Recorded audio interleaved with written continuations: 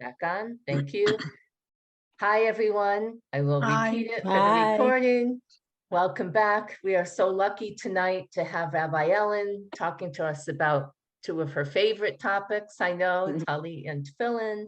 And those of you on Makom, we got to hear a lot about Tefillin and time-bound commandments. And so we'll get to dive in a little bit deeper, but we will start out with our opening prayer, and it's hiding the, hold on.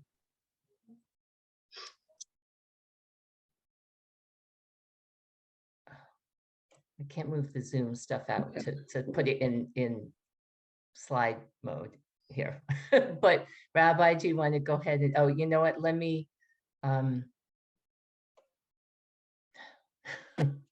get the Zoom controls. Okay, let me Want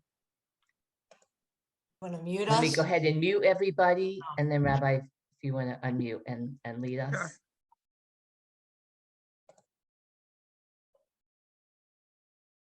Baruch atah Adonai Eloheinu melech haolam asher kiddushanu b'mitzvotav v'tzivanu la'asok b'divrei Torah. Amen. Amen. And okay. Want me to begin? Yes. Okay, I wasn't sure if you had any other. No, Ellen, we don't have any other. We can do announcements at the end. Yeah. Okay, Okay. Whoops, that was not what I was supposed to do. Give me 1 minute. You're right. The thing is right there. Slideshow. There it is. Okay, if any of you speak to Isabel in our office, thank her for making my beautiful slides. I gave her the information and she created the slides. Women, talit, and tefillin. So we know this picture. I actually have a picture of it in my office too. And there she is wearing her tefillin, not with a talit, but it's okay. So we will start with a little story before I start with the slides. And I'm gonna, if I look over, it's because I am looking at the time, because as I was preparing this, I was like, I could talk about this forever, but I need slides. So hopefully it'll keep me focused and in a short period. But when should I wrap up? Julia?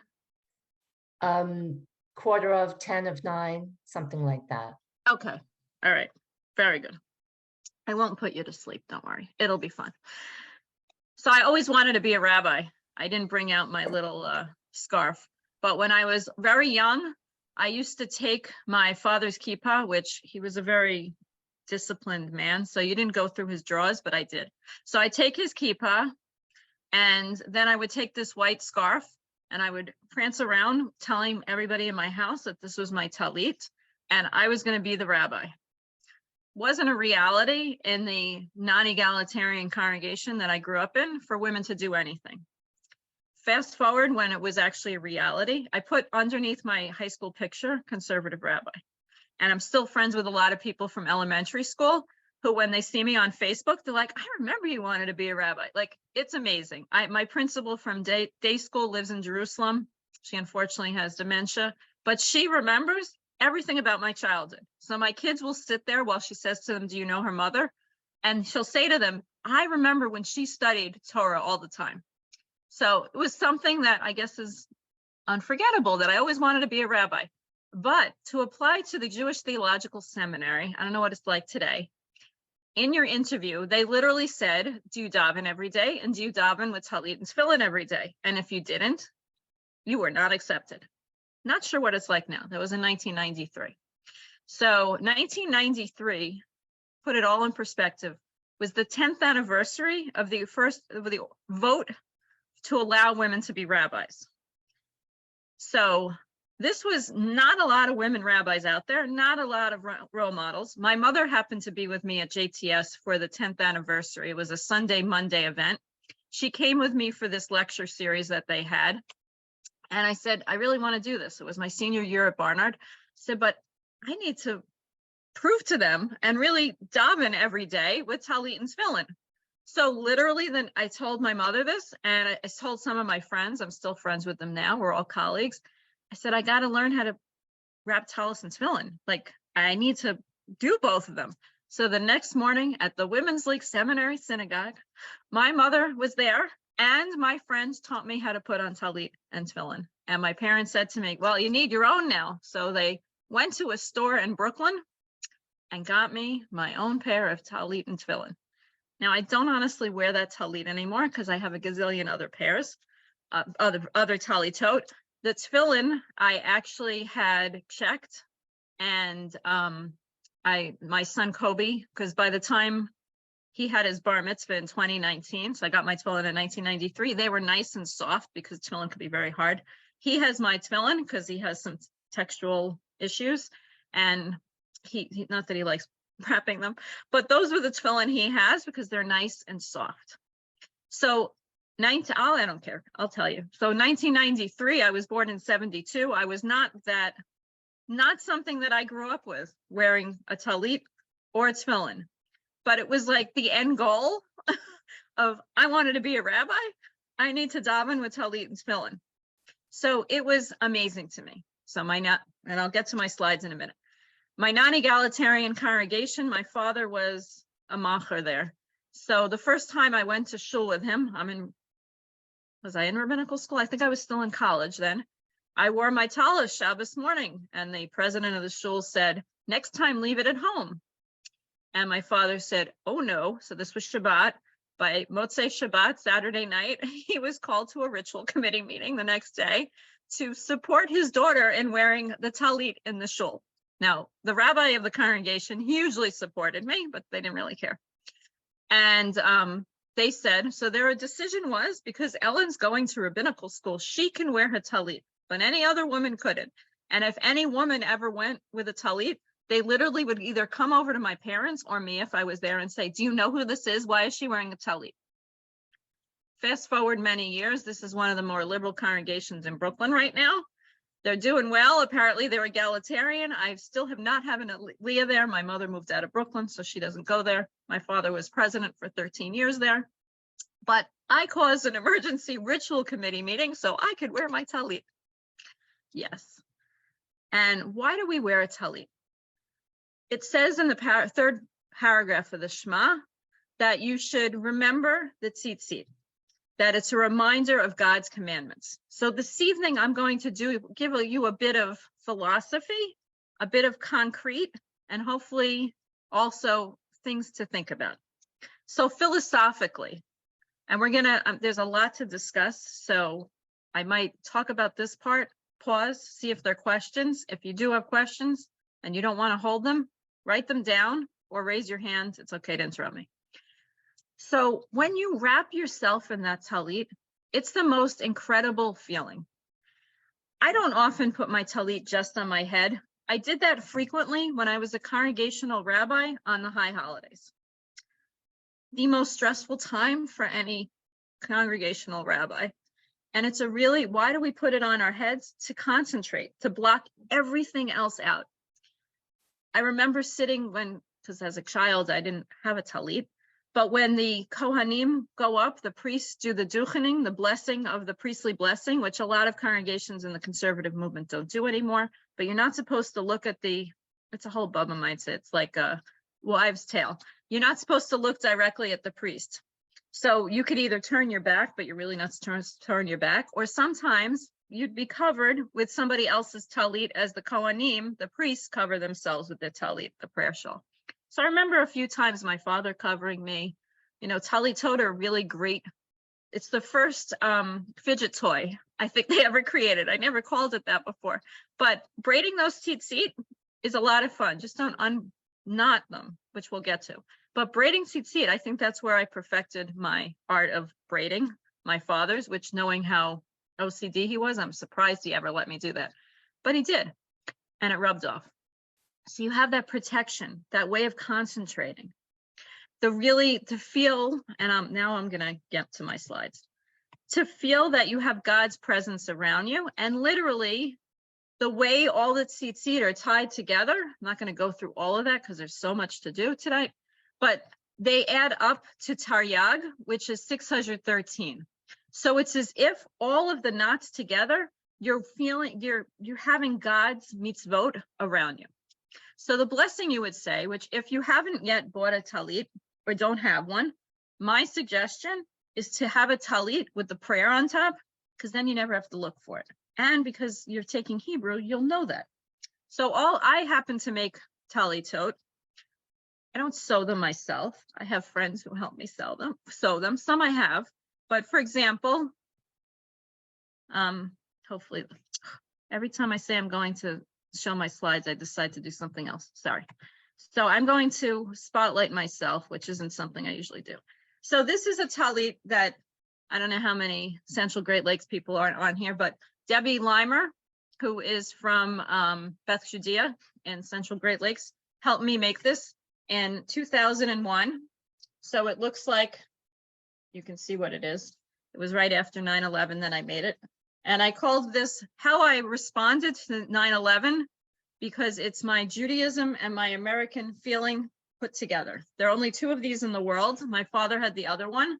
And when he passed, and Sam's, my youngest, birthday is July 1st, my mother actually gave him the talit.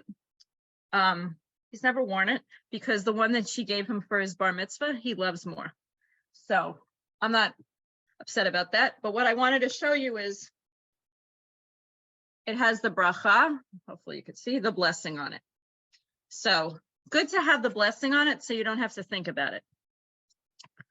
For the kids' B'nai Mitzvah, we make them sometimes memorize it, but they don't need to, it's right there.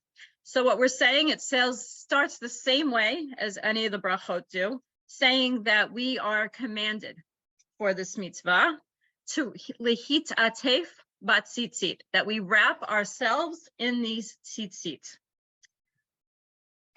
The talit, and why I say that I make my talitot, so my friend sewed all of this, but I tie the tzitzit, which is a very relaxing thing for me. It's one of those times when I'm very grateful for my vision and my patience, because you have to really see what you're doing. So they're special, and I was going to show you all the knots and what it looks like if you buy a pair of tzitzit, but got a lot of other things to do. So tonight I'm not going to do that, but I realize I'm on Spotlight. I'm going to take myself off Spotlight. I don't like that. Okay. So first you have a double knot, then you wrap it around 7 times, double knot 8, wrap it around again 11, wrap it around again 13, another double knot. The way this all adds up between the knots, the wrapping, number of strings, take my word for it, it adds up to 613. Okay, that's the tefillin part.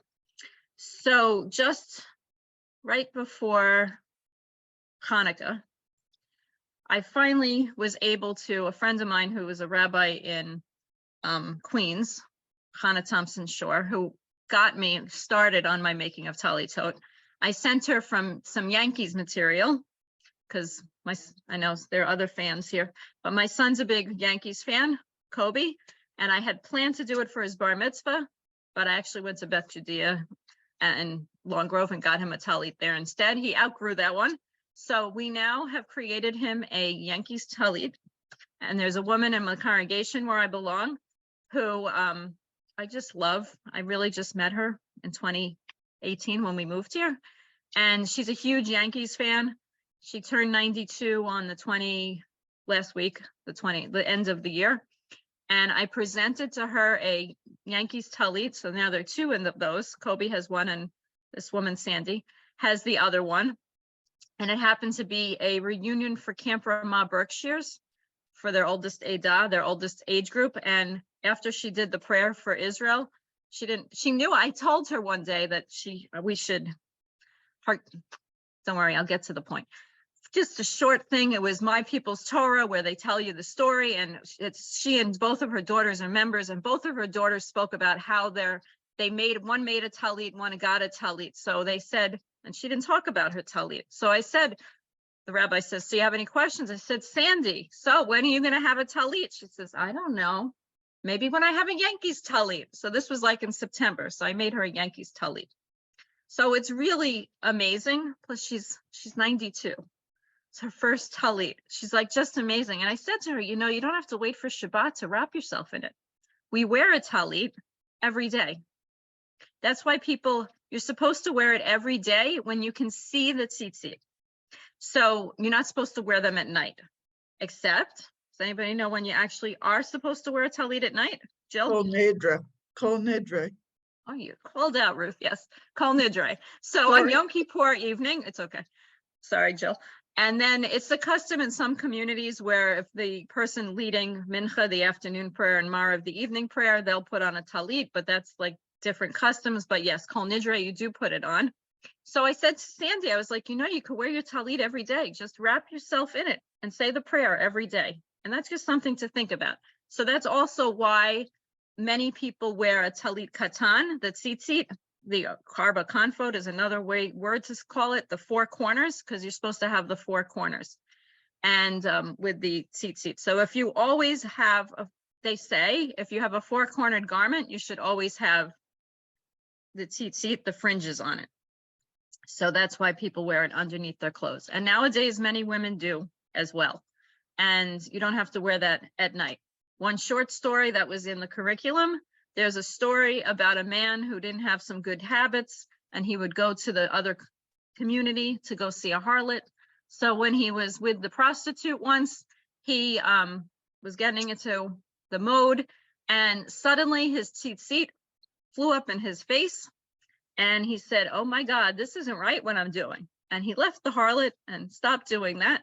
And that was exactly what tzitzit are, to remind us of the holiness and God and our mitzvot.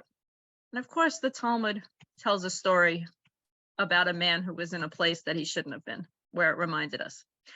And anybody have any questions about this before I go on to tefillin? I just want to say, Yes. I posted this in the email that I just spent last week Yes. weaving a talit with Corey Schneider, who did a presentation. She has a loom room in New Jersey. And so I'm going to tie the tzitzit for that talit at convention. So maybe I can find some time, if people want to watch, or maybe even if people want to help tie, it would be nice to have my women's lead sisters tying with me too. Julia, if I end up going, which is a question now, maybe I'll tie them with you too. We can do it together. Great. Awesome. And that would be amazing for everyone. And there's enough for everyone to do, because if someone double knots and someone goes around and someone else checks, that would be fantastic. And how appropriate for you guys in the bat mitzvah class, and how appropriate for our future. The email the email went out today that our slated president is right with us, Julia. So mazel tov to you. That's pretty amazing. And that experience of weaving it is really incredible. I think that's why I make the talits often. I mean, I have plenty that I've bought too. It's a little addictive. I actually have a shelf in my closet where I have my talitot, a shelf, but I'm not the only one. There are a lot of people like that who have them. So yasher koach. Our next topic is tefillin. So how many people at this point, do a little interactive, how many people wear a talit? And I'm no judgment, because none of us actually most likely grew up with wearing a talit. Okay, so like half the group maybe.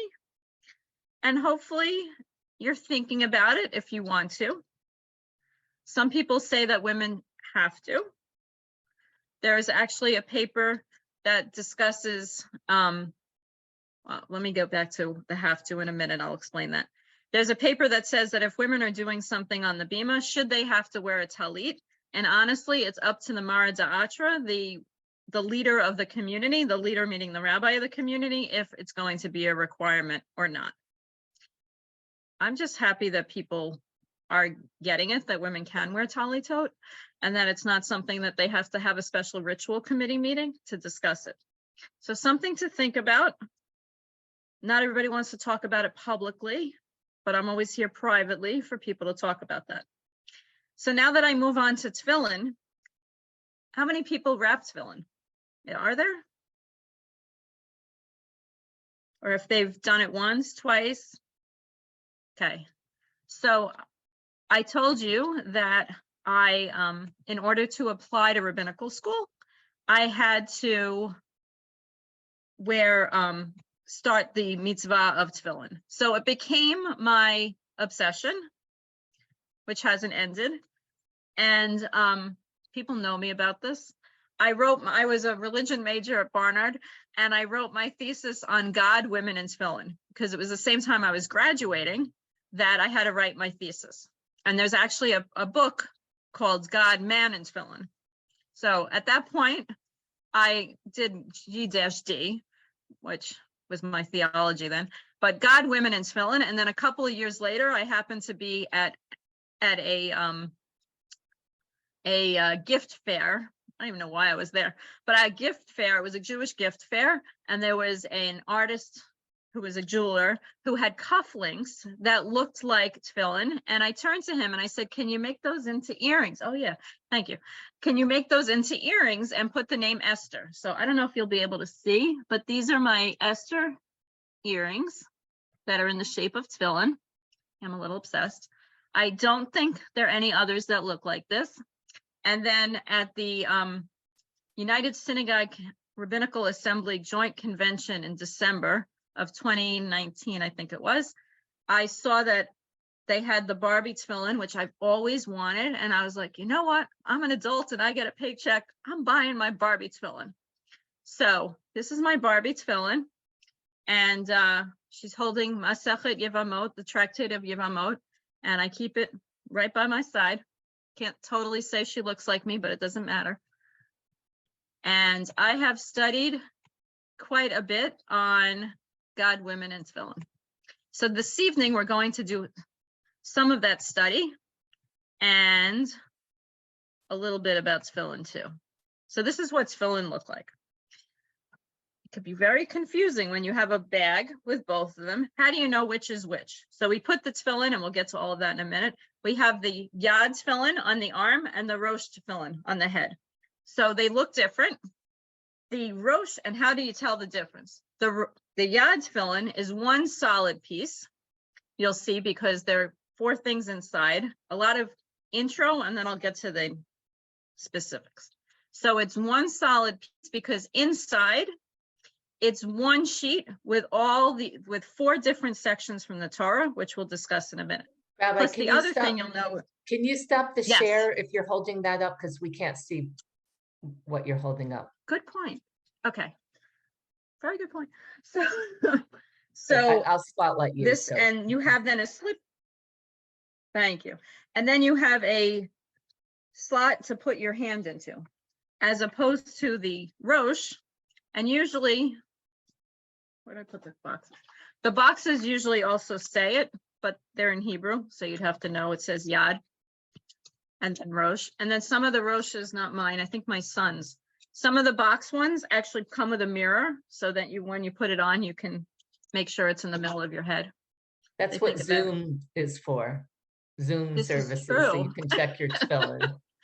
And then, so how do you know which is which? So the rosh has a hoop in it, so you could put your head through it.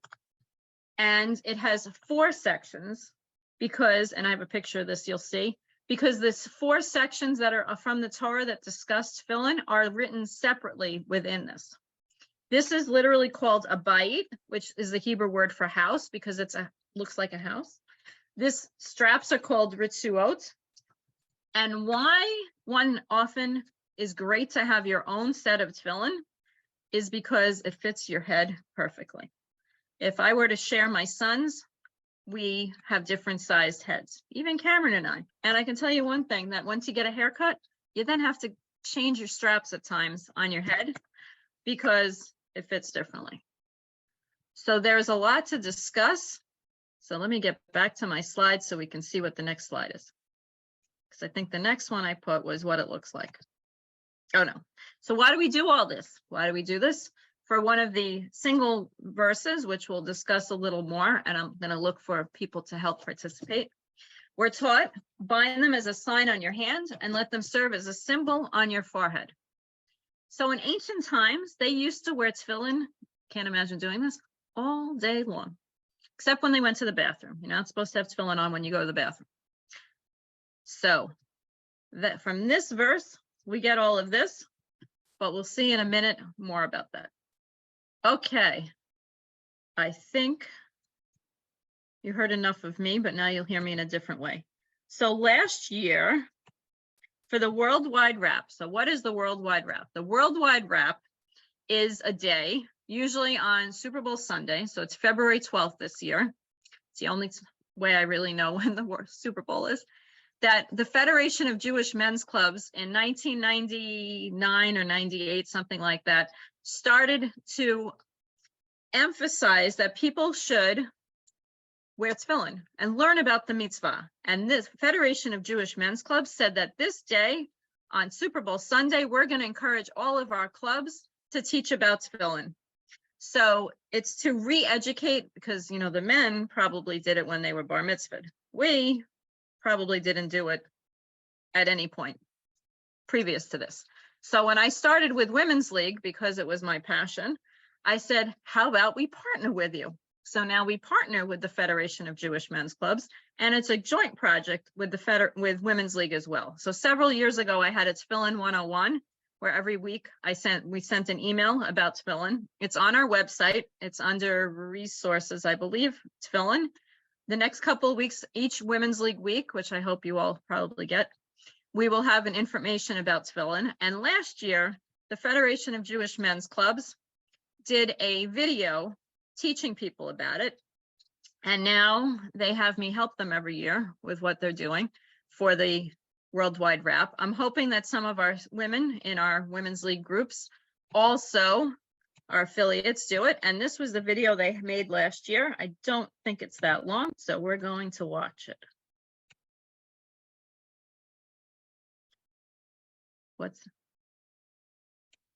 Oh, it's 11 minutes. We have time, right?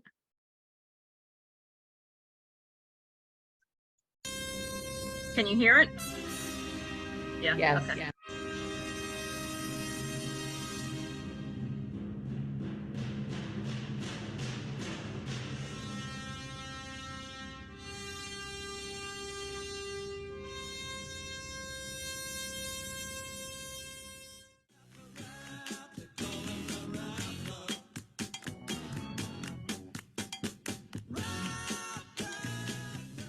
Welcome to the 2022 Worldwide Wrap, the Federation of Jewish Men's Clubs program which unites Jewish men, women, and children in prayer.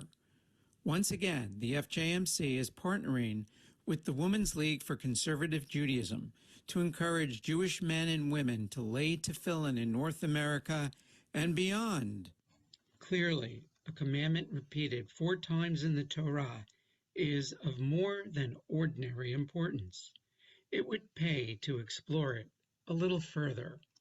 Shalom, I'm Rabbi Ellen Wolensfields. I'm the Executive Director of Women's League for Conservative Judaism, and it's a pleasure to be able to partner with Federation of Jewish Men's Clubs on their annual program, the Worldwide Wrap, probably one of my favorite days of the year.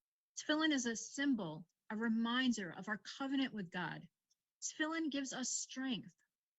Tefillin is a symbol of God's selection of Israel to be God's witnesses of this covenant between God and the people of Israel, both men and women. The Torah in Deuteronomy chapter 6, verse 5 teaches us to love the Lord your God with all your heart, with all your soul, and with all your might. V'ahavta et Adonai Elohecha b'chol levavcha u'b'chol nafshecha u'b'chol me'odecha. We love God with all our might, so today we show our love for God by placing the arm tefillin, the tefillah shel yad, opposite the heart, the seat of life. We love God with all our soul, so today we show our love to God by placing the head tefillin, the tefillah shel rosh, on our head, near our minds, which we will dedicate to the love of God. We love God with all our might, so today we show our love for God in a new way, by binding the tefillin straps around our arm, which is our strength. So we dedicate all our strength and power to God. As we bind the tefillin straps around our arms 7 times, each time we wrap the tefillin, we recite the names of our patriarchs and matriarchs, Abraham, Isaac, Jacob, Sarah, Rebecca, Rachel, and Leah. For they began our covenant and bond with God, and we continue it. Love is the basis of the Torah, and our patriarchs, our avot, and our imahot, our matriarchs, have taught us to love God with all our heart, with all our soul, and with all our might. The binding will draw us closer to God. It is a tradition that God chose the Jewish people to receive the Torah.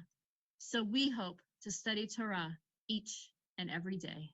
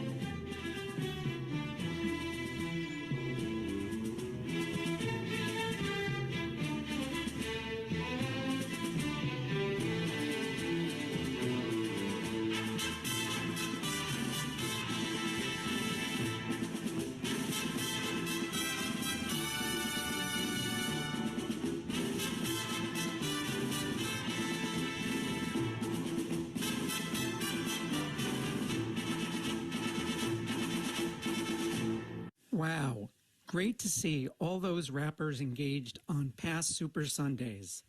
Not sure how to rap to fill in? Kudos to Oh, sorry. Is Rotman. That is my fill-in. I have come here today to talk about the fill-in. We'll have this class. I'll teach you how to do it. I'm going to show you the fill-in, and I'll teach you how to do it. Hey, the fill-in looks so funny. They seem so weird and odd. But with the fill-in, I commit to love my God. Hey, God who created us, protects all life. God who keeps me safe from famine, war, and strife. In whose image we all were made, gave us his Torah, and said to us, behave. But we tend to forget, you see, people are so fickle, we're reminded with the fill-in, even though they tickle. Hey, the fill-in looks so funny, they seem so weird and odd, but with the fill-in, I commit to love my God. Hey, they're made of black boxes with long black strings. They contain God's commandments. That's a major thing. Wear one by your heart, near where it lies, the other on your forehead, right between your eyes. First, you say some brachas to remember you are Jewish, thanking God for giving us a way to see through it. Don't the Fill-in looks so funny, they seem so weird and odd, but with the fill-in, I commit to love my God. First one on the upper arm, tighten as you go, then turn it round the forearm with 7 stripes to show. Now some turn the straps differently, you'll see. I turn it outside in. That's what works for me. Hey, 1 to fill in, 2 to fill in, 3 to fill in, 4 to fill in, 5 to fill in, 6 to fill in, 7 to fill in. Hold. Hold it in your hand. Just like I said, take the other tefillah out and place it on your head. Make sure the box is centered on its forehead deck and the little knot in back is centered on your neck. Now next, check the straps to see that they're in place. Only let the black side show. That's the way they face. The fill-in looks so funny. They seem so weird and odd. But with the fill-in, I commit to love my God. Hey! Now back to the hand. A most amazing part. We put the name of God on our hand and in our hearts. Man is mostly good, but we have this urge to sin. By tying up our hand with God, we try to hold it in. First around this finger. Yeah. 2 fingers make a solid. We finish with some special terms. God's name is solid. Hey. The fill-in looks so funny. They seem so weird and odd. But with the fill-in, I commit to love my God. Hey, it makes me feel so special. I want to shout and clap. I'm proud of being Jewish and doing the fill-in rap. The fill-in looks so funny. They seem so weird and odd. But with the fill-in, I commit to love my God. Hey! To fill in look so funny.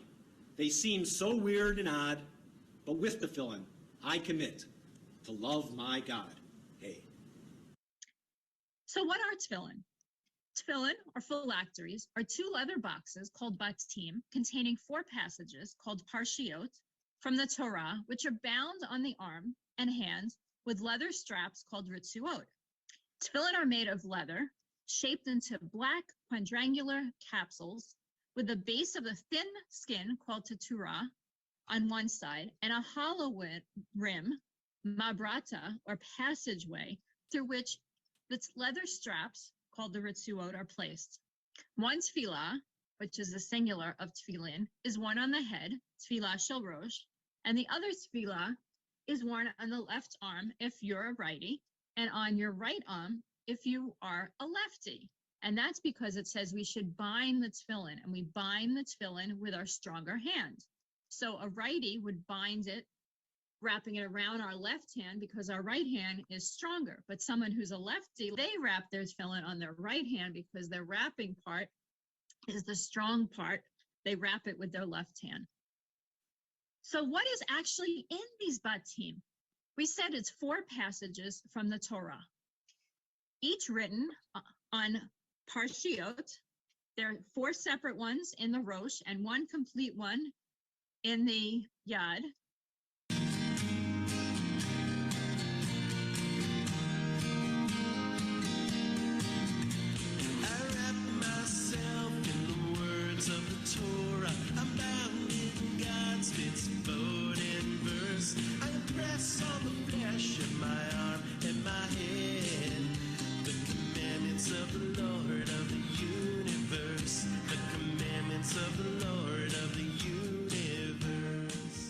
I learned to wrap tefillin from my roommate at my first FJMC Quad Region Retreat at Camp Zeke in the Poconos.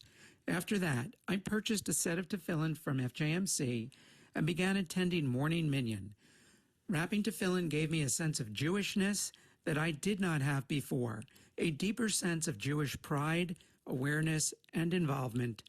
I look forward to the Worldwide Wrap each year and seeing the look of satisfaction as others learn this beautiful practice. Thank you, FJMC, for this program and the great materials you've produced to bring it to our members. When my dad died in February 2002, I went to Minyan 2 times daily for the 11 months wherever I was. I realized I wasn't going to stop davening daily, though Kaddish was done. Several months later, I started wearing a talit, and a year later started with my tefillin, put on first time at JTS with help from my former Hazan and head of the H.L. Miller Cantorial School, Henry Rosenblum. And why is it one of my favorite mitzvot? Because it can be performed alone, and it could be performed with a community. You don't necessarily have to be with 9 others to perform tefillin. You can do it anywhere at any time. Of course, not on Shabbat on holidays and not in the evenings, but you can do it whenever you want. Tefillin is a form of self-care. It's a way to converse with God. And when I wrap tefillin, I reaffirm my belief in God, and I recharge myself and my commitment to be in relationship with God, Torah, and Israel.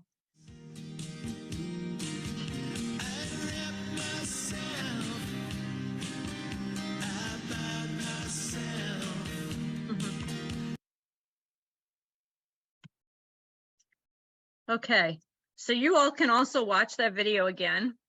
And I have to admit, I haven't watched it in a long time till today when I was preparing all of this and reviewed it again.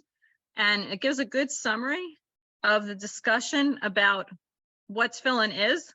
The video of the rapper, I know very well. He hired me at my first position. And there's a lot behind the tefillin. There's a lot of symbolism. We wrap it around our arms 7 times. There is a lot of things that I never really thought about are 7s, 7 days of the week. So when you wrap it, if it gets confusing when you do it, you could say the 7 days of the week. There are 3 fathers and 4 mothers, the Avot and the Imahot, Abraham, Yitzchak, Yaakov, Sarah, Rivka, Rachel, Leah. You could say that. If you happen to have it memorized, you can also, there's the 1 verse in Ashrei, which I think some of you are learning, or you know, the pay verse, Poteach et yedecha o maspia l'chol chai ratzon. Open your, that God opens our hands and gives us what we need. That happens to have 7 words in it. So that's another way of counting the 7. Just a little bit. Very nice. So you know the person who wrote it. Okay. How do I advance it? Okay, very good. Wait, did you skip one? Isabel did my slides, but my son's helping me. Okay, so one of the things that I spoke about, and we're not going to go too much into this. If you want, you can review it on Facebook because we studied this. At Makom B'Yachad on Wednesdays, I teach the Tractate of Kiddushin, and we discussed that there are different types of commandments. They're time-bound commandments, with meaning that you have to do it all the time. So it'd be a little strange to like blow shofar today and say that you're fulfilling it for Rosh Hashanah. That is a time-bound commandment you have to do on Tishrei, the first and second day. You have to do that at a time-bound specific time. Then there are mitzvot that are any time you could do. It's always good to give tzedakah. Then there are commandments that are positive time-bound commandments, like tefillin, where you have to, it's a positive thing that you have to do at a specific time, and negative time-bound commandments as well. So an example of that is you can't eat chametz on Pesach. You can't eat the leavened bread on the holiday of Passover. So there are 4 different categories of commandments, and they say that women are not bound by positive commandments. So I'm going to have somebody read this so we can just see the actual text. Anne, will you read for us? Yes. Thank you. With regard to all commandments of the Son, which are incumbent upon the Father, men are obligated and women are exempt. And with regard to all commandments of the Father, which are incumbent upon the Son, both men and women are obligated. And with regard to every positive commandment that is time dependent, men are obligated and women are exempt. Okay, thank you. So positive commandments that are time bound, that you have to do at a specific time, men are obligated. Chayav is the Hebrew word. Women are exempt, patur. That they're exempt. That's the Hebrew word for it. Then there's another category, asur, that it's forbidden, but we don't discuss it here. So women are exempt. And just a little review for those of us who come to Makom B'Yachad, which is a lot of you. Why are women not bound by positive time-bound commandments? Because there's a person, Abu Raham, who gives the following explanation as to why women are not time-bound. We're not going to discuss too much exactly of this, but Ruth, will you read this for us? Please, thank you. The reason women are exempt from time-triggered positive commandments is that a woman is subjugated to her husband for the fulfillment of his needs. If she were obligated to perform time-triggered commandments, it might happen that just when she is performing the commandment, her husband will command her to do his bidding. If she were to fulfill the command of the Creator and ignore her husband's command, woe to her from her husband. And if she were to fulfill his command and ignore that of the Creator, woe to her from her Maker. Therefore, the Creator exempted her from his commandments so that she can be at peace with her husband. So you don't want her to be in odds with what she has to do for God and what she has to do for her husband. Okay, it's a different world. I have Maybe one question. Yes. Because I forget, but like we studied this, but Pesach, isn't everybody commanded to do that? Yes. Good question, and we did discuss that, but it's a good review. Why are there some time-bound commandments that women are obligated for? Because we were also we, meaning women, were also part of the miracle. So women were part of the miracle of Pesach, so we're also obligated for that. So that is the reason why. Good question. But another little nicer discussion here about why women are exempt from these commandments. So from Rabbi Samson Raphael Hirsch, and he's a little more modern as in comparison. And Danny, you want to read?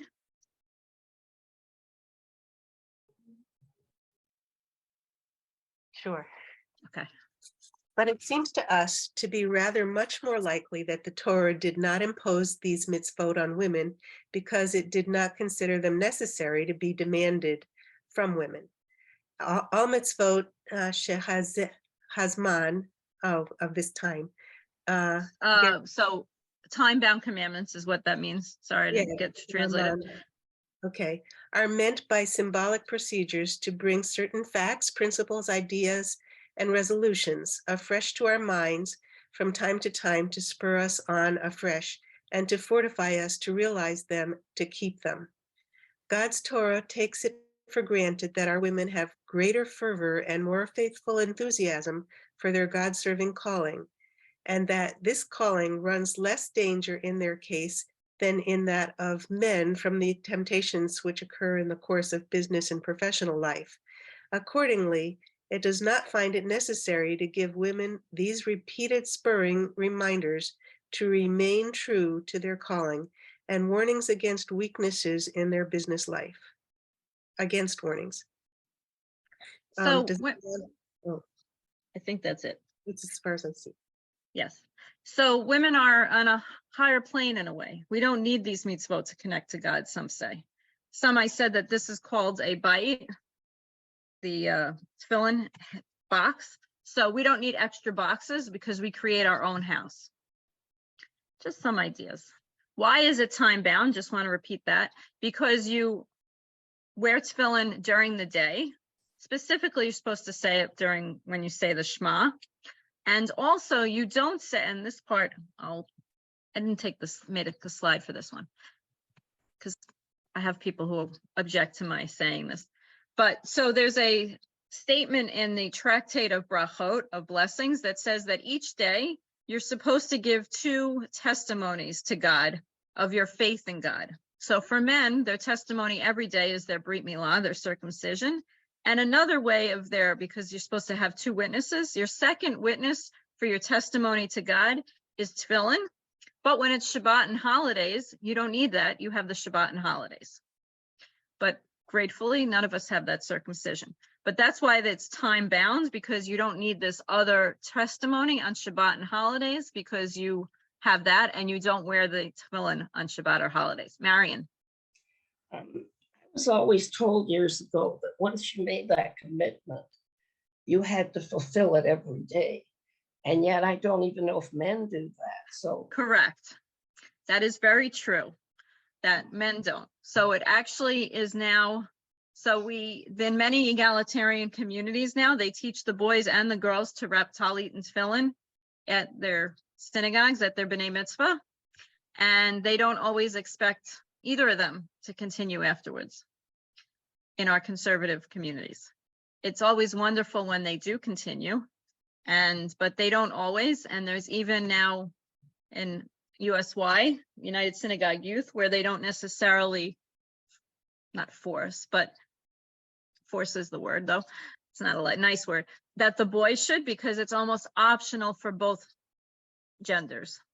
But some do say that if you start the mitzvah, you should continue doing it. But the worldwide wrap is to at least give you a taste of it, and so that you can try and learn about it. Some might agree or disagree about that, but good point, Marion. Thank you. But so when people, I don't always get objections about it because I do it privately. Not the last time I went to Israel, but the time before that, I actually davened myself. Like the last time I went to Israel, I went with my family. But the time before that, I davened on El by myself in my talit and tefillin, similar to Michal, and no one objected. And if they did object, I was going to say to them, there's a text in the Talmud that says that women have done this. There is precedent. It's not this crazy, like, egalitarian 20th century thing that women are now wearing tefillin. There's a text here that says have done it many times before this. So who wants to be on my next reader? Sheila, you want to read this from the Talmud? As it was taught in Bereta, Michal, daughter of Cushi, King Saul, would don phylacteries, and the sages did not protest against her behavior, as she was permitted to do so. And Okay, the next part similar- we don't actually need. Oh, So, okay. so I just put it in, but thank you. So this is from the Talmud that says that Michal, the daughter of King Saul, the King Saul that we know about, phylacteries is another word for tefillin. She wore tefillin and the sages didn't protest. So it's not something that we've just made up. It's in the Talmud that a woman actually did this. So then the Tosafot are some that their Rashi was a commentator, his grandchildren have an explanation about that. And let's see. All right, we'll skip this one. So, and why did they not protest? Geraldine, you want to read? Sure. The reason why. The reason why the rabbis did not prevent Michal from wearing tefillin possibly might be because she was staunchly observant of this mitzvah. She was careful regarding its execution.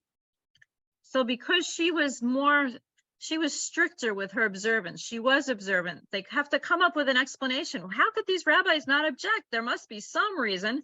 So Ritba, who was he died in 1330 and from Spain, he says it's because she was holier than everybody else. So I'll tell you, I don't know if I'm going to get to everything else. So I will give you a little taste, one other thing, just to tell you another reason why they may have not objected to Michal. One of the ideas that if you have flatulence, if you have a lot of gas, you're not supposed to wear tefillin.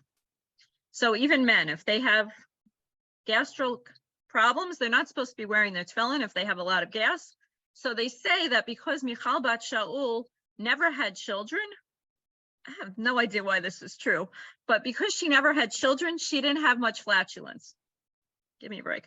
But okay, the other thing I'm sure someone's going to say here, Rashi's daughters wore tefillin. So I've devoted my life to studying tefillin. I have never seen the actual text and found it, and I've asked a lot of people where it says that Rashi's daughters wore tefillin.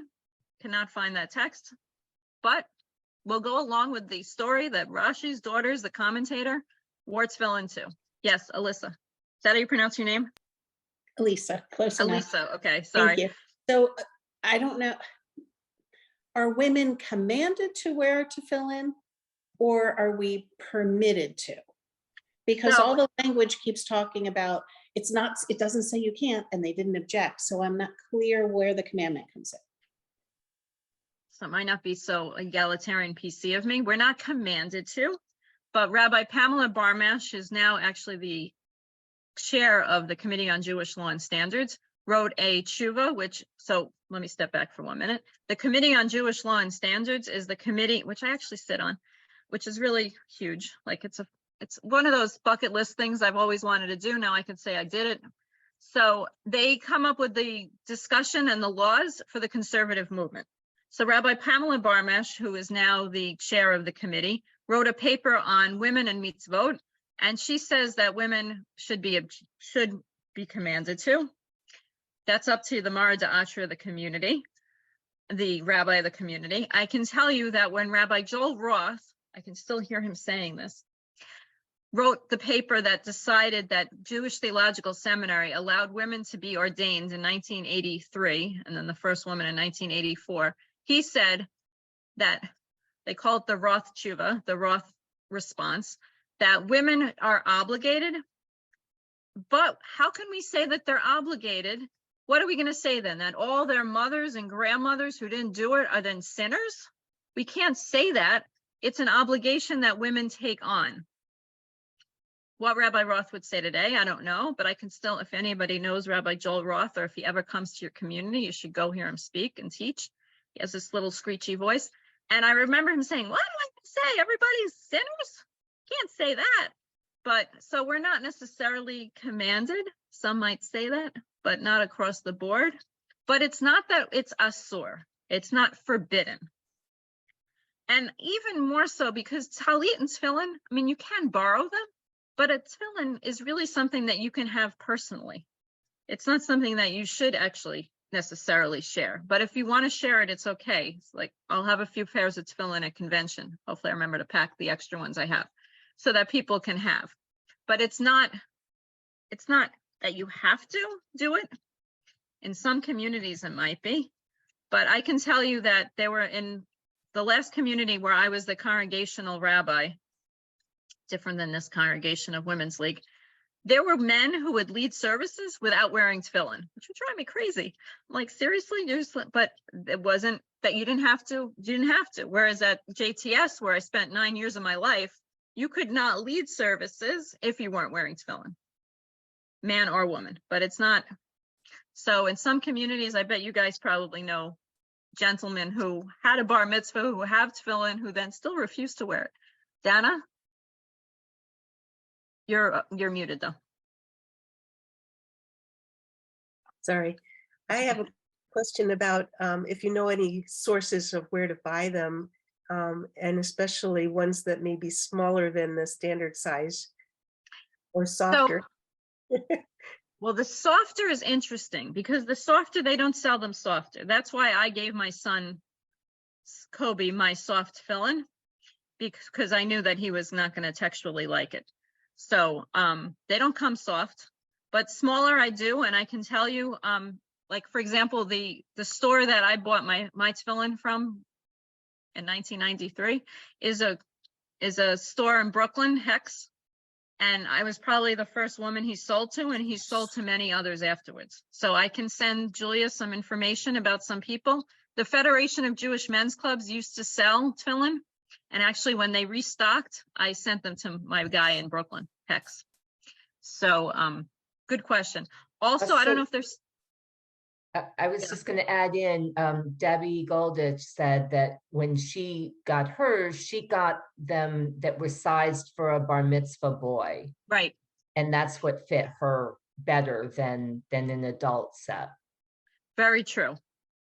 So those, and also I have to check if they're still doing it, but the Masorti movement in Israel used to be selling tefillin too, which is a great source because it's within our own conservative movement. And it's supporting our Israeli colleagues and family there. The other thing is that if any of your grandchildren or children, for B'nai Mitzvah, for the children, when they have small arms, they really should not cut the straps. I mean, we've all stopped growing. If anything, we're probably shrinking, but even me. But for the little bar mitzvah kids, they grow up and then they should not cut the straps because eventually their arms will be bigger. So for example, one of my sons, his talit is way too small for him now. So many of the children, yes. I did check with the Masorti Olami or whatever the link was, and they said that they're not, that link isn't open. That it isn't open anymore. Yeah. I just got a set for my birthday. My husband got them for me. I got them at like Judaica.com. And there's different types, there's yes, different qualities and different price levels and lots of, you could, if you're into shopping, you could like have all your fun investigating all of that. Right, but go to a reputable person like that. So, Lori? Just have to unmute. Hi, you're speaking about shopping. What about talit? Is there a Women's League talit, or is that in the newsletter? Not yet, but what we do have in the newsletter, which for my 50th birthday, my children got it for me, and I think some of you here have it too. I know Eileen does and Geraldine does.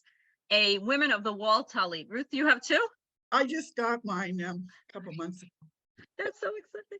So Women of the Wall, and it's a great cause, as we know. And they have some. And what Julia said that she went to Corey and she wove hers. But I think it's a great idea. Maybe for the next president, we could talk about having a Women's League talit, because I don't know if any of you know, but it seems like the Federation of Jewish Men's Clubs, many of them have like this rainbow talit that a lot of their leadership has. So it'd be really cool to have that. The Noam, which is like USY, the youth organization in Israel, and actually Noam I think is international. They actually have a talit too that's green. It's one I don't own. So love that idea. More questions, or should I go back to my slides? Yes, Jill. It's a question actually from earlier when they talked about the tefillin, about one of the things on the video said that you put it on your left arm.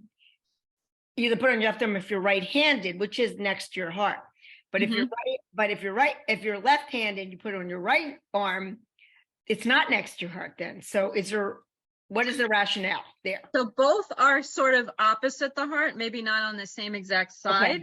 Okay. And I know it's a non-dominant arm, but yeah. Right. So what's the reason with the heart is that, the heart is like iffy, but depending on how you put it, eventually gets on both, can hit the heart in both ways. But the writing part, so the writing, they say, you're supposed to get, the commandment is that you're supposed to inscribe it. So you use your hand that you write with to inscribe it, which inscribing it in this case would be wrapping it around.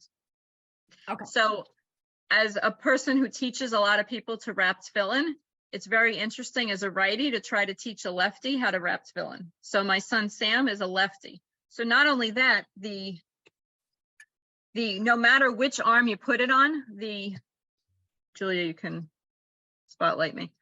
The knot that you have, this kesher, this knot here, has to face your heart.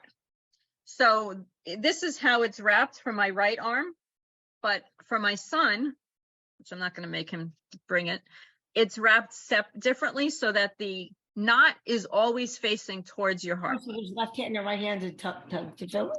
Yes, there is. Okay, that I didn't realize that wasn't mute. I looked at my husband when I said yes. So they're actually literally wrapped differently for a lefty and a righty. So I don't know if any of you are purchasing tefillin, and if you're a lefty, any lefties here? Dana. Oh, a lot of you. Marion, you are too? If it says that you're supposed to wrap with your stronger hand, when I used to do occupational therapy and hand therapy, and to tell you that my right hand was always the stronger hand. So, but which one do you write with? My left. Interesting. Though it's not only the stronger hand, but it's the hand that you write with, because you're supposed to inscribe it. So literally inscribing writing. So, and I guess the rabbis assume that if you're writing, that's your stronger hand. Yes, they call it your dominant hand. Your dominant hand, right. So whichever is the dominant hand, but it's also not only the dominant hand, but the hand that you're writing with. And then of course, if people are ambidextrous, you can have a choice. But it's probably still, even if, I don't know, might know better, but if you're ambidextrous, you might still have one that's a little stronger. Nancy. Other questions? Well, I just want to let you know, Nancy. my son who's now in his 40s, and I think I might have said this before, never learned to wrap tefillin because at the synagogue, right before his bar mitzvah that year before, there was nobody to teach him how to wrap lefty. Not a soul at the synagogue. And it was still a prominent synagogue.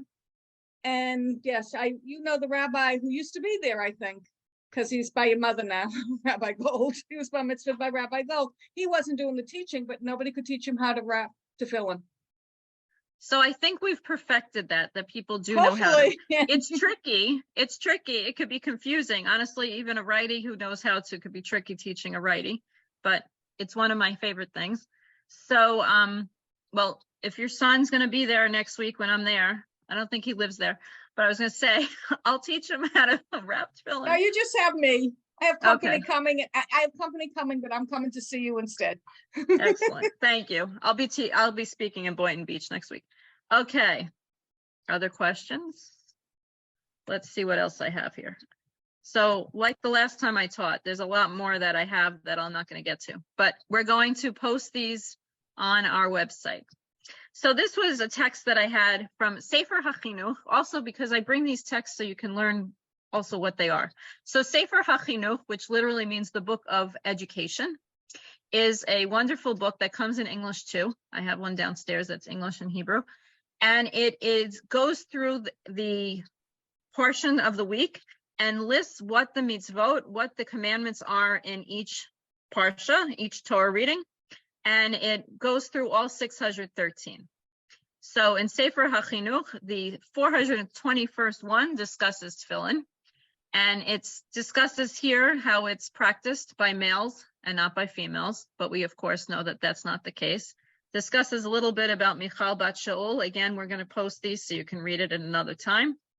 And here's the one, it's a little small, but it lists all different information. So one to whom it's clear that he cannot pray without flatulating, it's better that the time for tefillah should pass rather than he should pray without a clean body.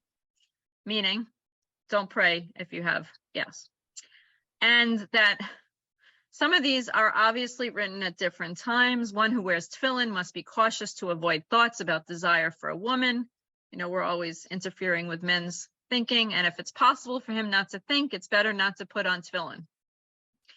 One of the things in the curriculum was discussing the concept of tefillin dates, that the rabbis were concerned because men would go on dates and bring their tefillin with them in case the next morning they weren't at home with their tefillin.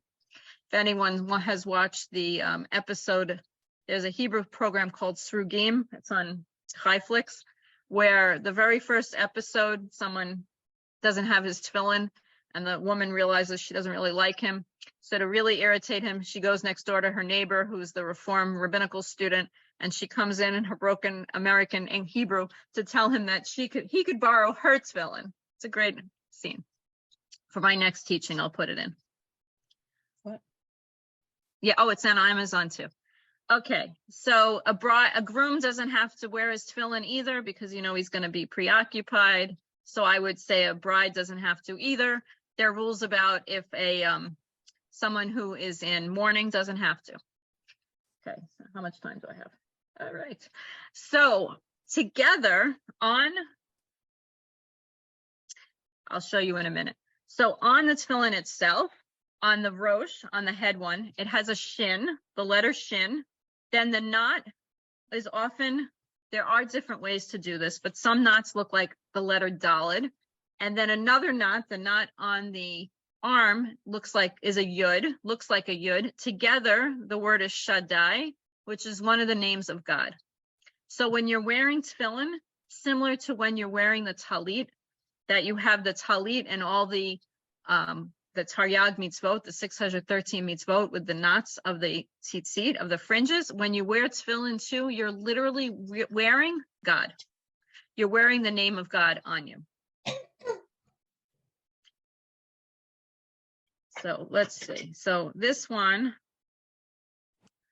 Is that Shaddai the same that's on a mezuzah? It is the same one, but it's interesting because great question, because the Shaddai on the mezuzah is actually an acronym for the phrase Shomer Delatot Yisrael, which means the guardian of the doors of Israel. So but you think that it's also God's names, but it has that double meaning of the Shaddai as well. And on the back of the cloth, the parchment that you put into the mezuzah, it also says Shaddai. So that has the double meaning there too. And the same thing that's put into the mezuzah, the cloth of the parchment of the, that says the Shema is actually in the tefillin too, which hopefully we'll get to. And so when you're wearing tefillin, you're not only having the Shaddai of the symbol of God, but you're actually wearing the Shema too, and many other things as well. So believe it or not, it comes from the Talmud, and they say that it's halacha from Moses at Sinai. It's Torah Sinai, if you've ever heard that term, that the Torah is from Sinai. This is Torah from the law of Moses. That tefillin is supposed to be black, and it's supposed to be written in a certain way with the boxes. I was going to go through all of that. So it discusses that. They say that it's Torah Sinai and also laws from Moses, halacha from Moses, that what the parchments are, what the verses are in there as well. So these are all the 10, and I'll send you this. These are the 10 delineations of why tefillin has never changed, because it says that this is what it was from Sinai. And actually, this is worth reading and studying. So I have something blocking on my computer, but Eileen, would you read this? This is from the Mishnah Torah, which is a commentary from Maimonides. Where do I start? There are 8. Yes, thank you. There are 8 halachot, which regards to the making of tefillin that are halacha for Moses at Sinai, and therefore each of them prevent tefillin from being fit. And if one changes, but one of them they are until, and they are. They must be square, and they are sewn shut in a square, and their casing must be square on all sides. In the leather of the headpiece is the shape of a shin on the right and on the left. The parchments must be tied with a piece of parchment. The parchments must be tied with hair above the scrap and then placed into the compartments. They must be tied shut with sinew. They must be made with a passage from leather covering that straps can pass through easily. The straps must be black. Okay. Not that there's not a move for some people who are non-leather wearing and vegan and vegetarian. Thank you for reading. Who want the tefillin made differently and to not have them black and to not have them leather. In that case, I'm a traditionalist. This is how I, keeping with this, but there are people out there who want to change it. This was a little musar, a little philosophy behind why we have the tefillin. So another reader, I won't call on somebody. If somebody who hasn't read yet wants to volunteer. Marion, good, thank you. Mishnah Torah, Tefillin, Mezuzah, and the Torah scrolls. The holiness of Tefillin is a high level of holiness. While the Tefillin are on one's head and on one's arm, one is humble and in awe of God and does not participate in jokes or in idle conversation and does not think of inappropriate thoughts, but rather turns their heart to matters of truth and righteousness. So you're really supposed to have your mind really set on just the tefillin. Any of us who have been to a morning service know that there's probably a little kibitzing at times, but if you can really focus, this is what you're supposed to do. You're supposed to just be humble, thinking about God.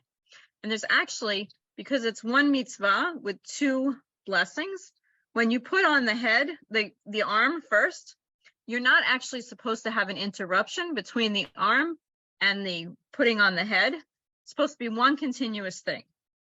Inordinately, someone will try to talk to people during that time, but you're really not supposed to talk until you finish putting on both and saying the blessings, because that's the amount of concentration. So what are some other reasons? Because I told you we're going to talk a little philosophy, a little specifics, a little more philosophy behind the tefillin. So Eileen Rubin, if you could read for us. You know, it's very pale and small on my computer and I really can't see it real well. Okay, that's fine. I'm sorry. No, it's okay. That's totally fine. I might have another one that's better. Anybody else? I can. Okay, very good. Thank you. The whole page, you want to read? Yeah. They proclaim the essence and unity of God.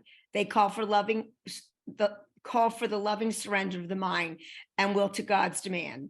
They charge us make God's teaching the constant subject of study and to ensure the education of people, especially the young. They insist the insistent that society be built on moral foundations. They proclaim that there is justice in the world. Above all, they command us to keep the experience of the Exodus of paramount importance in our mind. Whatever God commands, God does as well. God puts on tefillin, and what is written in God's tefillin, who is like you, people of Israel, a nation, one unique in all the earth. God puts on tefillin just as our putting on tefillin demonstrates our continuous desire to cleave to and come close to God. The image of God putting on tefillin indicates God's deep desire to be one with us. This is similar to, I am my beloved and my beloved is to me. Thank you. So there's a thought that says that when Moses said to God, I want to see you, there's a prayer where we say, that what Moses actually saw was the back of God's tefillin. So just the way we're wearing tefillin, God's wearing tefillin too. So if you think about the concept in the book of Genesis that we're created B'Tselem Elohim in God's image, truly when we're wearing tefillin, we're emulating God because God too is wearing tefillin, praising us. God is praising us when God wears God's tefillin, and we also praise God when we wear our tefillin. The morning I was walking to JTS, I lived on 116th Street at the Barnard Dorm then. In 1993, that October, when I first put on my tefillin, I said to myself, I feel like I'm getting married, because I was committing myself, going back to, I think it was what Marion said, if you start it, you should continue it. I felt like I was marrying myself to God. Here I was I was 21, and I was like, how am I committing myself to do something that, God willing, I could do every day? And I have to say, there's some days I don't want to, and sometimes I don't. But you have to have the feeling, and at least I'm always thinking about it. So this is what tefillin looks like inside. So this, on this side, so we're looking at the left side, on the right side, this is the yad tefillin, the arm tefillin, and Geraldine, I'll get to you in 1 minute. So the 4 parchments are on one sheet inside, and that's why it's a solid box. You probably can't see me, but take it for granted if you can see my picture. But the arm tefillin, the yad, that's the Hebrew word for hand, is a solid box, all in one. Whereas the rosh tefillin, the head one, has 4 separate pieces in 4 separate sections. And one of the things we read, that they're tied together in a sinew and like a special thread. And this is how it looks like inside. And I will get to you in 1 minute. I think the next slide. And this is what actually this different 4. So this would be coming from the head tefillin.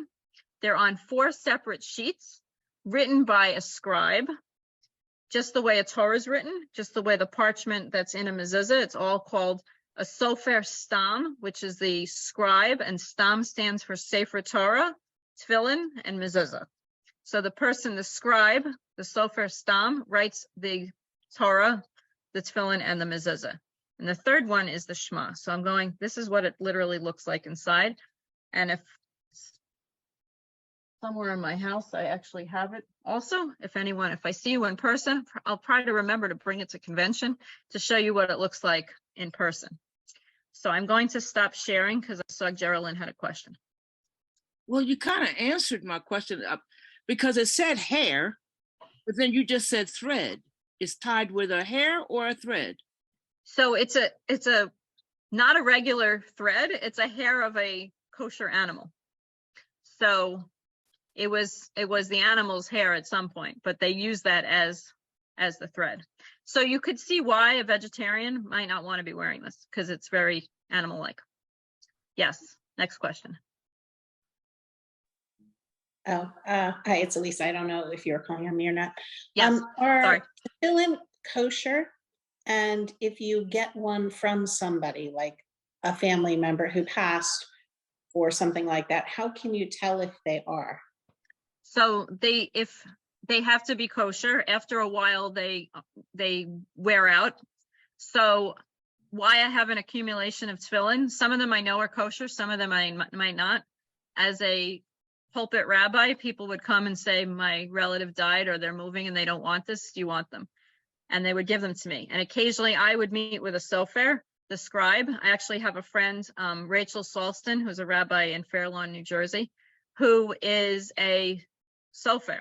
So for my son, Sam, we went and he's wearing my father's tefillin, who passed away 11 years ago, was 10, I guess, at his bar mitzvah. So before I actually gave it to Sam for his bar mitzvah, because they also were like nice and worn out because it was my father's tefillin and he wore them every day, we had them inspected. So if you inherit a pair, you should have it inspected and know the person who's inspecting it, because sometimes they inspect it and say, oh no, they're not right. So, but often the boxes are okay and they just need inside different ones, different parchments. So if anyone wants to actually inspect some, there's a whole, and talking to Women's League. So Rachel Salston, who's a rabbi, is a sofer, and there's a whole community of female sofrim, soferet, so female scribes. So we should always support female scribes. So for example, the Megillah, not too early to start thinking about this. Women's League has a Megillah that was written by a female scribe in Israel. Other questions? They sell Yes. black paint Yes. for the tefillin. If the straps, if the leather's kind of worn away, that's still okay. You can just You can repaint it. Yes, but it's not just like a Sharpie. It's a special black paint that you need that they sell. That's also made from, a certain specialness to the whole thing. I mean, I don't know exactly how that ink is made, but it's different ink than like a Sharpie pen. So that's another way. I think it's the pair that I gave to Kobe. Unfortunately, I think my box shipped once and I had it inspected. They said, it's okay, we'll just fix it a little bit. So another little thing to tell you all, you probably should not put on tefillin with wet hair. It does not make the boxes, it makes the boxes warp. So I was going to go through all of this, but we're not. So what are the 4 parchments? The 4 parchments are from the book of Exodus, chapter 13, verses 1 to 10 is in one. And why do they have this specific one? It's 4 places in the Torah that discusses tefillin. And if 4 times something is sort of repeated, there must be a different reason for each one. So the reason here of why tefillin is connected to Yetziat Mitzrayim, the Exodus from Egypt. God took us out of Egypt, so we should wear tefillin. I can send you all these slides as well. They will be sent and they'll be on the website as well. The next, oh, did I skip one? Wait a minute. I did. Okay, let's go back. Yes, I pressed it too much. The second one is actually, even though it's the next section of the Torah, it's actually written in the Rosh and the head one on a separate piece, or there's a space in this continuous one that's in the yad, in the arm. So the next one is the next text that discusses tefillin as well. And this is connected to the whole idea that of the 10th plague of the Makat Bechorot, the slaying of the firstborn, and just the way our Jewish sons were not killed. It's a reminder of us that God, I don't know about you, but it's covered over here. The verse 16, it shall be a sign upon your hand and as a symbol on your forehead. Why? To remind us that God did not harm our firstborn. The next text, which we... Can I just mention something about that? Yes, yes. I want people to know that sometimes if you go to morning service, you'll see people and they're like making the sign of the cross with their tefillin, but it's really not. It's from that verse. It's a sign on your hand. So they're touching the tefillin on their arm and on their rosh. But I was like, what is the sign of the cross that people are making? Excellent point. Thank you. That there are times, and it's not like, there are different things that are halacha, like law, and then there are customs. So one of the customs is that each time you say certain things related to tefillin, you're supposed to touch your tefillin. So in the 2 paragraphs of the Shema, so I'll go to the next one, where it says on verse 8, Ukshartam laot al yadecha v'hayu latotafot beinenecha, bind them as a sign on your hand and let them serve as a symbol on your forehead. Some people either literally use the strap of their tefillin to go and kiss their tefillin, or some people take their tzitzit, their fringes, and kiss the parts. It makes it really very interactive. It makes you also help you concentrate, that you know that when you get to those points, you're supposed to do that. There's some that also, and I'm not sure why exactly, but when you have the pay verse that I said, Poteach et yodecha, open your hands, and God maspia l'chol chai ratzon, and God gives all of our wants, people also kiss their tefillin during that part. And I've had others kiss it at different parts too. Those were the times that my father would. So that's when I do. But good point, and it does come off weird, like, why are they kissing it? And then the next paragraph is the middle part, the second paragraph of the Shema is in here as well, the tefillin. And towards the other time that we would be kissing our tefillin, verse 18. Therefore, impress these my words upon you. You all say that your pictures are covering it, mine too. Upon your very heart, bind them as a sign on your hand and let them serve as a symbol on your forehead. So when you're praying and you say the Shema, which is 3 paragraphs, this is the middle paragraph. So in 2 of the 3 paragraphs, it talks about tefillin. And then the 3rd paragraph of the Shema, of course, is the paragraph that discusses tzitzit, the fringes. Julia, I probably have to wrap up soon, don't I? Right. Yeah. Yeah. Okay. Let me see what else I had. Okay. I can go through this quickly. There's we didn't even discuss the blessings. This is just the behind the scenes of what tefillin's all about. This will all be posted on the website. Correct. So I'm going to go everybody through can this get it. very quickly in like a minute to just tell you what I wanted to do. So this is the blessings behind all of it. This is like how you do it. This is on the website too. And now that Men's Club and Women's League do it together, we have our symbol, our logo on there too. The arm, when you wrap it around your fingers, there are different ways to do it. This was one thing that my father and I did very differently, and I think my son Sam probably does it differently from me too. But you're supposed to wrap it around your tefillin, your straps around your fingers, and you say this 3 verses from Hosea that says that you betray. I'll move it and just say it quickly. Do I have at least like 2 minutes, Julia? Yeah. Okay. I will betroth you to me forever. I will betroth you to me with righteousness and justice, with love and compassion. I will betroth you to me with faithfulness. Then shall you be at one with Adonai. So that's the verses that you say each time you wrap it around your tefillin. So that morning that I was going to Minyan for the first time, and I was like, oh my God, I feel like I'm committing myself to God. You literally are. You're betrothing God. You're marrying God each time you wrap the tefillin on your fingers. And it happens to be this Saturday is my 22nd anniversary with my husband. When I handed the ring to my husband, these are the verses that I said. And when I walked down the aisle, a colleague and dear friend of mine, Josh Heller, sang under the chuppah this song. Craig Taubman has a song to Aristich Lila Olam, and that's what I walked down the aisle to. So you're literally marrying yourself to God. Let me just see what else. Okay, so then I have pictures of the tefillin, looking at it, and this here I'll just show you. This is the head tefillin that has a shin on it. One side has 3 heads, the other side has 4.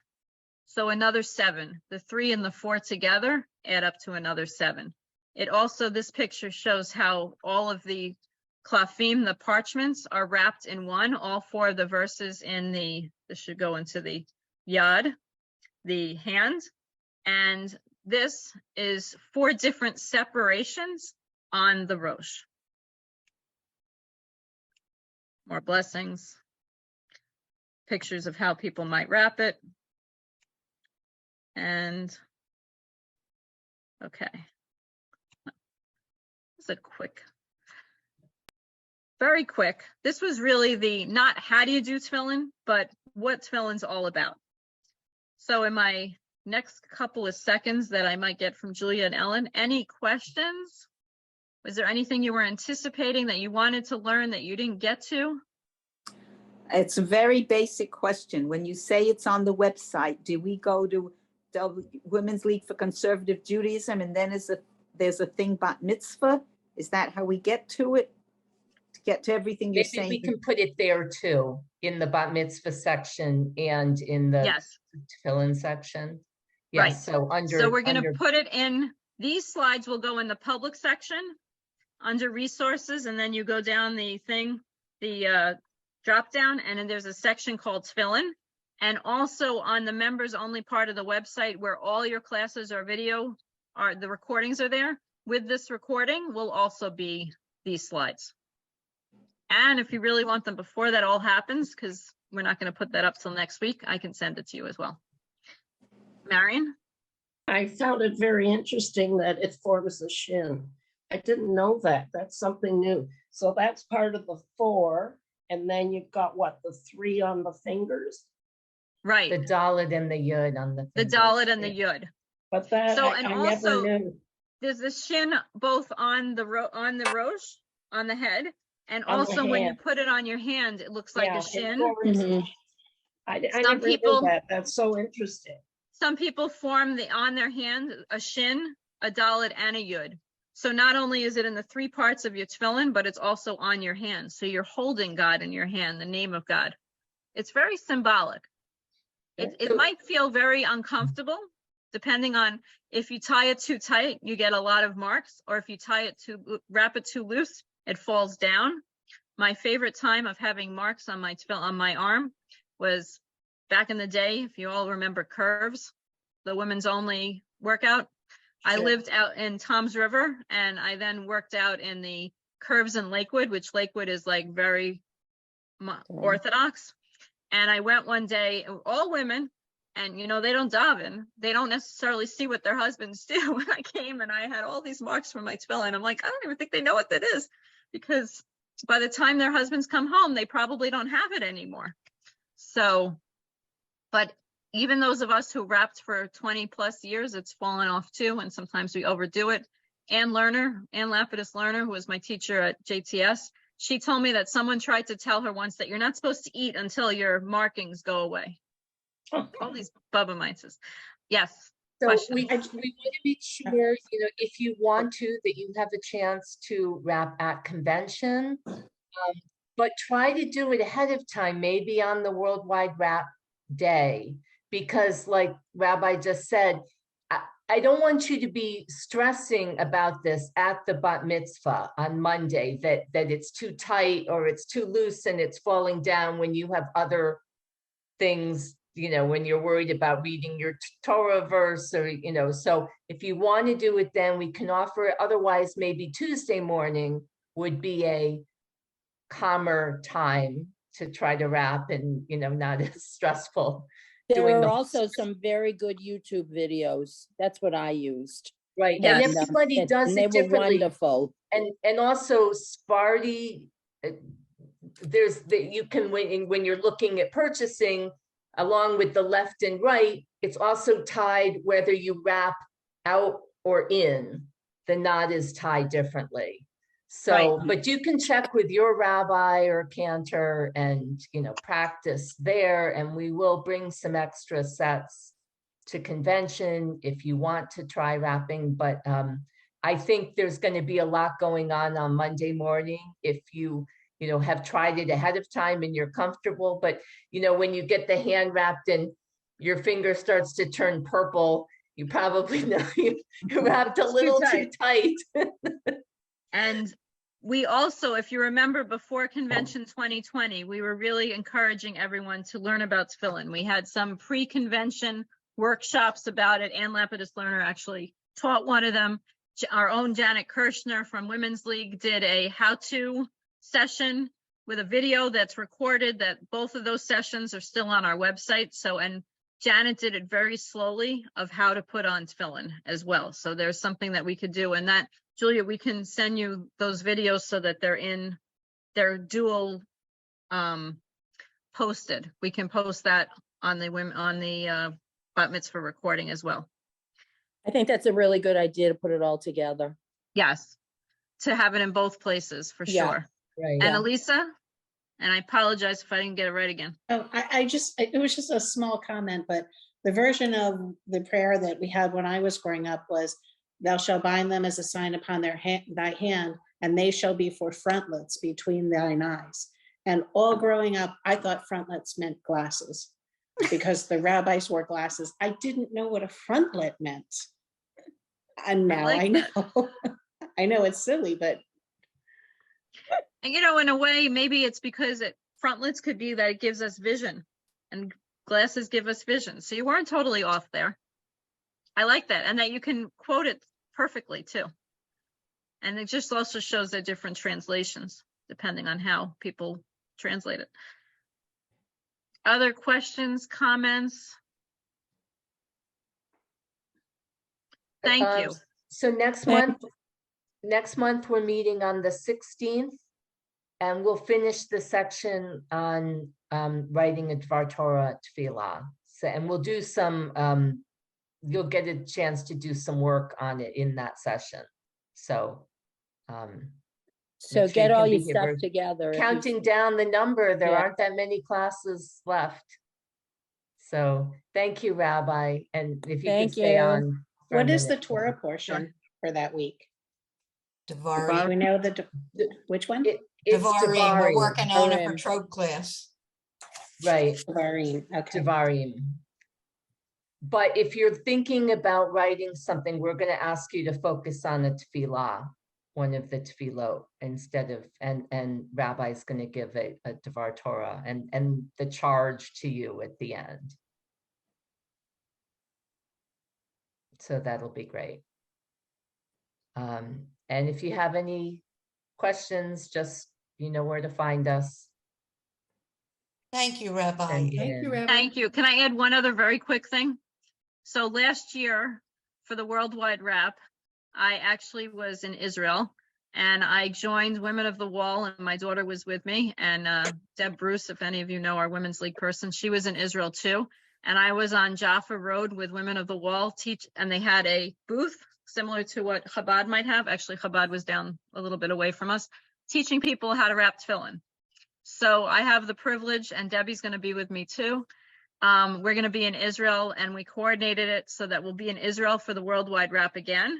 So I have to speak now that it's like closer. I'm going to talk to Women of the Wall again to see if they're going to have a booth. I would think they would, but I'm also thinking that they did that like a little later in the day, and I'm hoping that I could get some people together to wrap tefillin at the Kotel. Maybe not the women. The women's section, we can do a little bit of teaching at the Ezrat Yisrael, the egalitarian part, to really teach about wrapping tefillin and doing it in Israel again. And it was an incredible experience doing it on the streets of Israel, teaching people how to wrap tefillin. So Every time I walk past in New York, I walk past the Chabad tables and they're saying, have you wrapped tefillin today? I want to go up to them and say, no, Yeah. I haven't. Can you help me? Yep. It's sad, but they'll I just turn really their want back to see on what you. they would say. They'll turn their back on you. That's what they'll do. All right. Thank you, everyone. Thank you. Thank you, and Shabbat Shalom to everybody. It would be Thank good if you would. Thank you. Wonderful class. everybody. Thank Thank you. It would Thank be you, cute if Rabbi. you- I appreciate it.